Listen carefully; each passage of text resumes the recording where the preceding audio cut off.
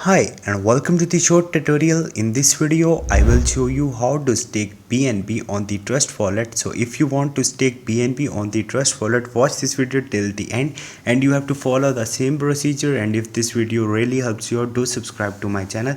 So first of all, you have to create account on the Trust wallet. Then you have to deposit minimum 1 BNB in your Trust wallet.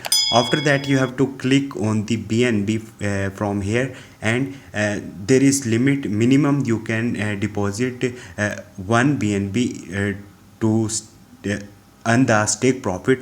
So if you have 1 BNB in your Trust wallet, simply you have to click on it, and here you will see a stake option. Click on it.